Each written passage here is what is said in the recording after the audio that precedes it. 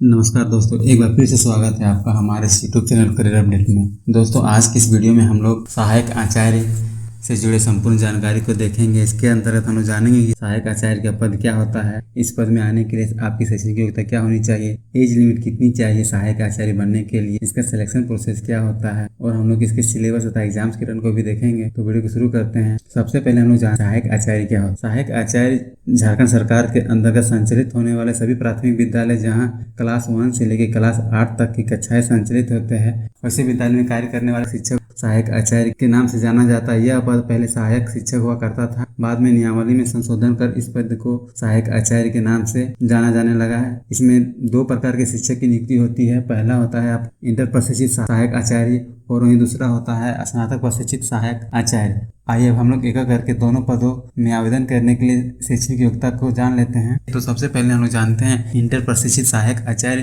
के लिए शैक्षणिक योग्यता की। तो इसमें आवेदन करने के लिए आपकी क्वालिफिकेशन 12वीं या इसके समकक्ष परीक्षा उत्तीर्ण होनी चाहिए 50% अंकों के साथ, और यदि आपके 12वीं में 50% अंक नहीं है तो भी आप इसमें आवेदन कर सकते हैं। इसके लिए आपकी शैक्षणिक योग्यता स्नातक होनी चाहिए। साथ ही आपके पास 2 वर्ष की एलिमेंट्री एजुकेशन में डिप्लोमा होनी चाहिए, चाहे जिस भी नाम से जाना जाता हो, चाहे वो DLED हो, BT हो या फिर अन्य कोई भी नाम से जाना जाता हो, लेकिन 2 वर्ष का प्राइमरी एजुकेशन में डिप्लोमा होना चाहिए। इसके साथ ही झारखंड सरकार द्वारा आयोजित होने वाली कक्षा 1 to 5 के लिए JTET एग्जाम उत्तीर्ण होने चाहिए।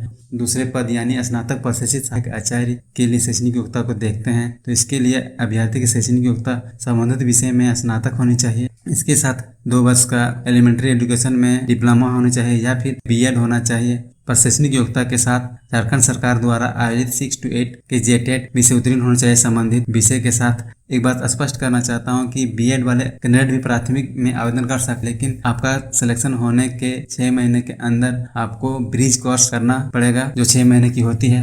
अब हम लोग इन पदों के लिए एज लिमिट को देख लेते हैं। तो इसमें आवेदन करने के लिए आपकी न्यूनतम उम्र सीमा 21 वर्ष की होनी चाहिए और अधिकतम उम्र सीमा 40 वर्ष की होती है रिजर्व कैटेगरी के लिए। वहीं गवर्नमेंट नॉर्म्स के अनुसार से रिजर्व कैटेगरी के लिए छूट दी जाती है, जैसे BC के लिए 42 वर्ष, MBC के लिए 43 वर्ष, ST और SC कैंडिडेट के 45 वर्ष की उम्र सीमा रखी गई है। इसके अलावा PWD और स्पोर्ट पर्सन्स के लिए अतिरिक्त एज में छूट दी जाती है। और मैं बता दूं कि किसी भी प्रकार के आरक्षण, चाहे वो सीट से आरक्षण हो, चाहे वो किसी भी चीज का आरक्षण हो, आपको आरक्षण का लाभ केवल झारखंड राज्य के नियमानुसार मिलने वाली है। अब हम लोग इस पद के लिए एग्जाम्स के पैटर्न और सिलेबस को समझते हैं। तो यह जो एग्जाम है यानी सहायक आचार्य का जो एग्जाम है वो आपका CBT बेस्ड होगा। CBT यानी कंप्यूटर बेस्ड टेस्ट होगी। इसमें केवल एक ही एग्जाम होगा, मेन एग्जाम्स होगा। इसका क्वेश्चन टाइप आपका MCQ बेस्ड यानी बहुविकल्पीय होगी। इसमें किसी प्रकार का नेगेटिव मार्किंग नहीं होगा। अब हम लोग इंटर प्रशिक्षित सहायक आचार्य के सिलेबस को देख लेते हैं। इसमें आपके 3 पेपर होंगे। पहला जो होगा लैंग्वेज 1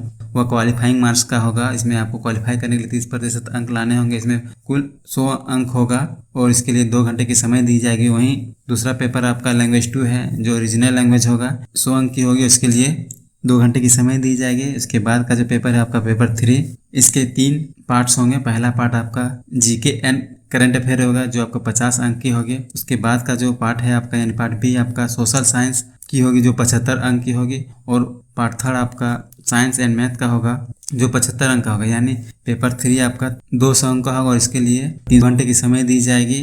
300 जिसपे मेरिट लिस्ट बनेगा और 100 जो क्वालिफाइंग होगा यानी 400 का होगा, लेकिन मेरिट लिस्ट केवल 300 अंक के आधार पर बनेगी। अब हम लोग स्नातक प्रशिक्षित सहायक आचार्य के एग्जाम्स के पैटर्न को समझ लेते हैं। इसका जो एग्जाम्स पैटर्न है बिल्कुल आपके इंटर प्रशिक्षित सहायक आचार्य के जैसा ही होगा। यह भी एक CBT बेस्ड एग्जाम होगा। इसमें भी केवल एक ही मेंस एग्जाम होगा, क्वेश्चन टाइप MCQ होगा और किसी प्रकार का नेगेटिव मार्किंग नहीं होगी। लेकिन इसका जो सिलेबस है थोड़ा सा चेंज होगा। इसके अंतर्गत आपके 4 पेपर होंगे। जो पहला पेपर है वो लैंग्वेज 1 होगा। यह भी क्वालिफाइंग मार्क्स का होगा, यानी इसके क्वालिफाई करने के लिए 30% अंक लाना होगा। इसमें फुल मार्क्स 100 का होगा और 2 घंटे की समय दी जाएगी। दूसरा पेपर आपका है लैंग्वेज 2 जो 100 का होगा। इसमें आपको रीजनल लैंग्वेज चुनना है, दिए गए लिस्ट में किसी एक रीजनल लैंग्वेज को चुनना है। पेपर 3 आपका GS और करंट अफेयर का होगा। यह 100 अंक की होगी, इसके लिए 2 घंटे की समय दी जाएगी।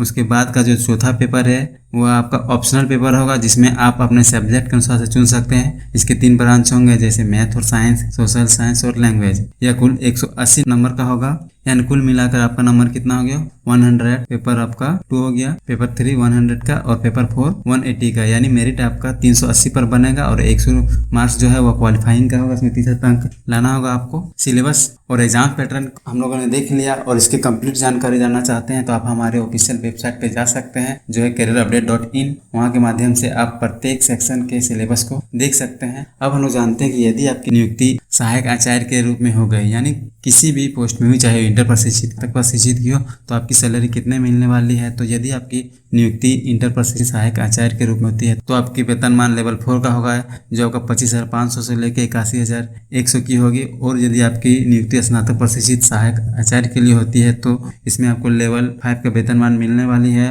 जो आपका 29,200 से लेकर 92,300 तक रुपये की होगी। अब हम लोग जान लेते हैं कि आवेदन कैसे करें। तो जब भी यह नोटिफिकेशन आता है आप आवेदन ऑनलाइन मोड पे कर सकते हैं। यह एग्जाम जो प्रायः झारखंड सिलेक्शन कमीशन द्वारा ही ली जाती है। तो मुझे उम्मीद है कि इस वीडियो के माध्यम से आप सहायक आचार्य की संपूर्ण प्रक्रिया को समझ गए होंगे। इससे संबंधित किस प्रकार का कन्फ्यूजन होगा, चाहे योग्यता से संबंधित, एज लिमिट से फिर आरक्षण से संबंधित, तो आप हमें कमेंट्स के माध्यम से पूछ सकते हैं। वीडियो अच्छी लगी है तो लाइक कर दें और यदि आप हमारे चैनल को आपने तो चैनल को सब्सक्राइब करना ना भूलें। मिलते हैं अगले वीडियो में, तब तक के लिए जय हिंद।